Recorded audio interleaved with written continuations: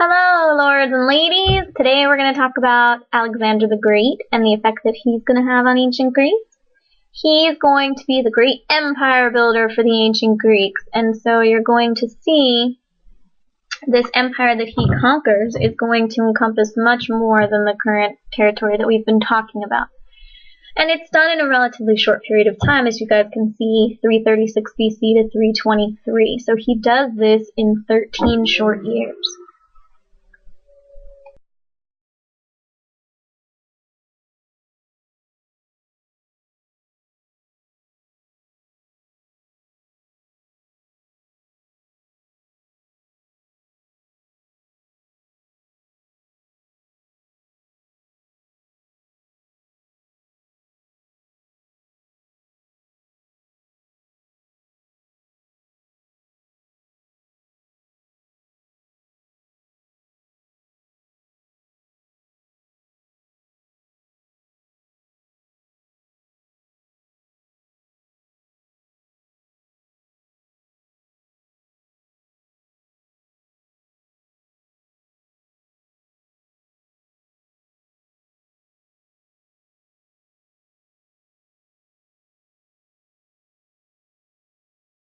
Now the work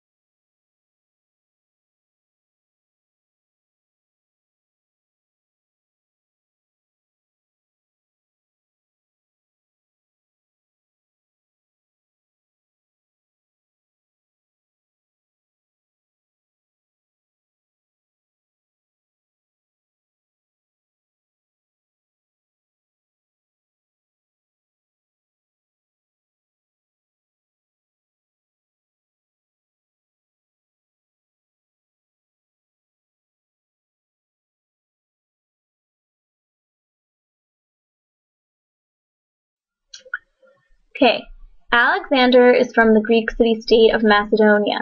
Okay, and Macedonia is to the north, and I'll show you that on a map shortly. What happens is, these things are going to combine to allow him to take over. So if you take a look, Macedonia is the kingdom here.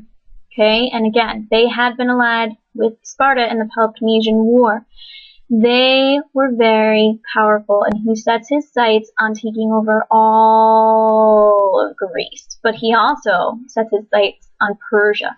So this is what we're going to see Philip.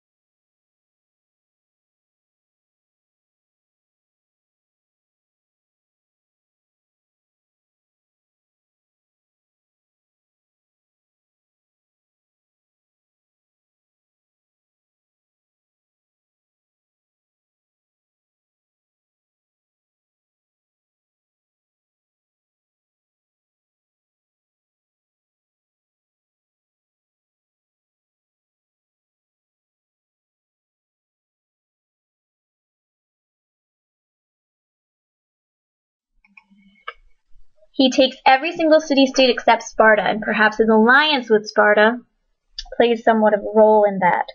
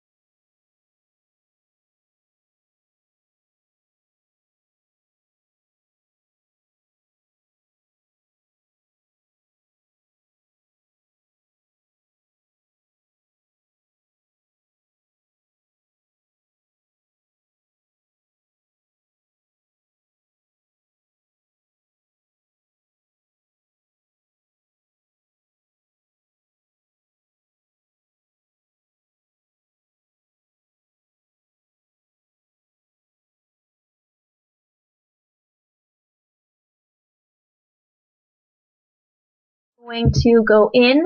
He's going to put down any revolt. Once Greece tries to go against him, thinking he's young, they'll be able to get rid of him. They're not able to. So when Greece rebels, Alexander puts them down. Then he seeks to do what his father wanted.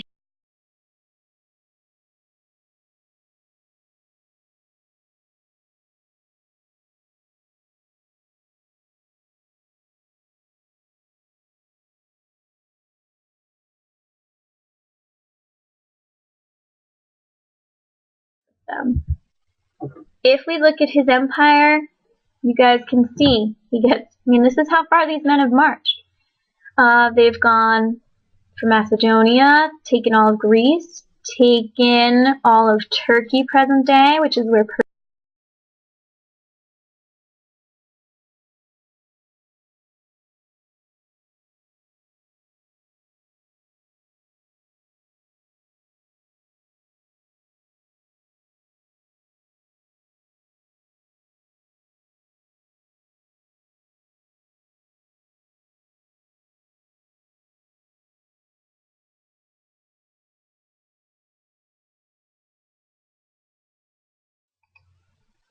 Okay. After he builds this empire again, and it's the biggest that the world has seen, he does get sick and die. Malaria is what we believe caused it.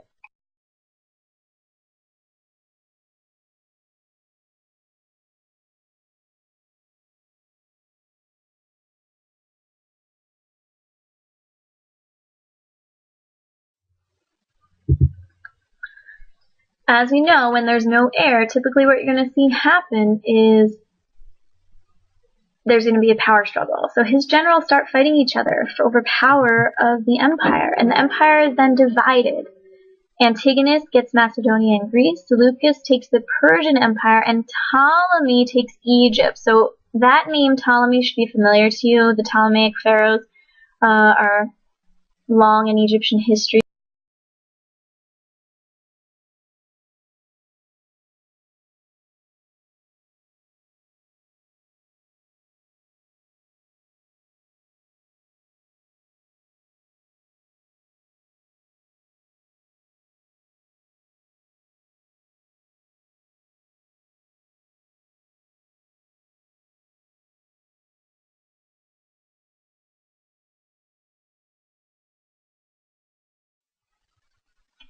The legacy of Alexander goes strongly to the fact that he really created this diverse empire which melds all of these different cultures together. The word Hellenes is what the Greeks call Greece. So that's why we use Hellenistic, okay?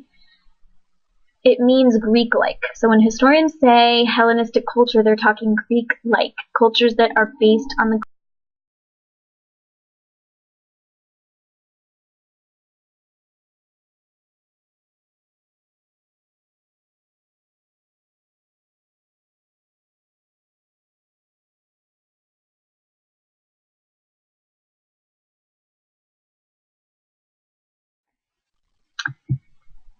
He created a lot of cities called Alexandria. The first one I told you about was in Egypt, and that's the most well-known, the one that endures to this day. And it was an ideal trading port, which is why it caught his attention. It becomes this huge center for culture and learning that's going to spread and preserve these Greek cultural aspects. Trade throughout the empire is absolutely going to encourage the spread of new ideas, and this is where we're also going to see Judaism start to come in and make some headway into. And that's what it is. So Hellenistic civilization is going to be very important because it's going to mark a time when all of these diverse, distinct cultures come into one. Egyptian, the Persian culture, the Greek culture, and the Indian culture. Okay, so the traditions in these civilizations all combine, and because of this, the ideas of each are more preserved than they might have been if this had not happened. So Hellenistic civilization encompasses a melding of these four cultures that are very distinct from one another: the Egyptian, the Persian, the Greek, and the Indian. If you think of it, and the way I did this illustration is because it is like a puzzle being fit together. And it wouldn't have happened if not for the conquest of Alexander the Great and his determination to keep his empire.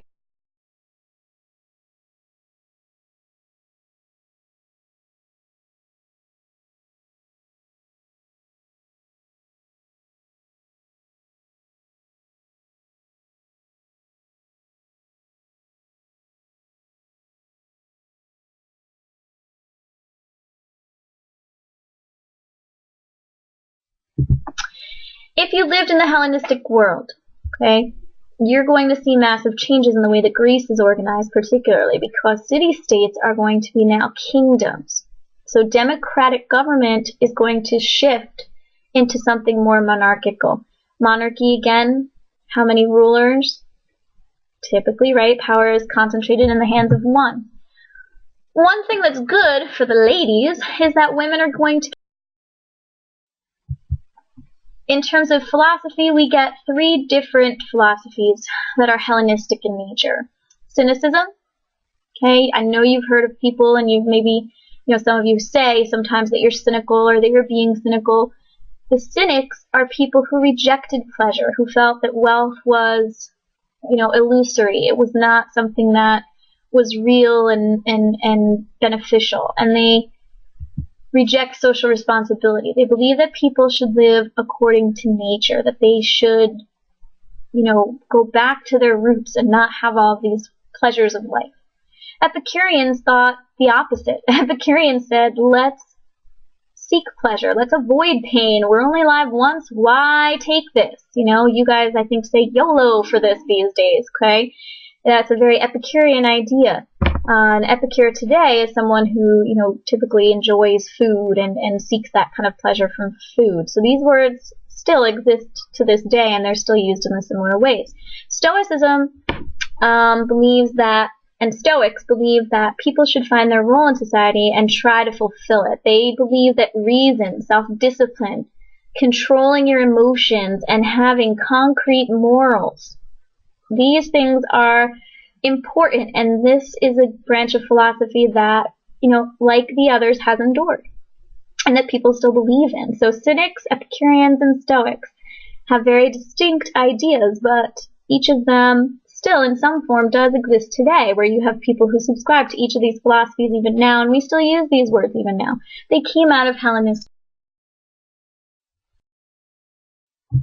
Okay, so yeah, that's the basic achievements of Hellenistic culture, and that culture is going to spread because of what?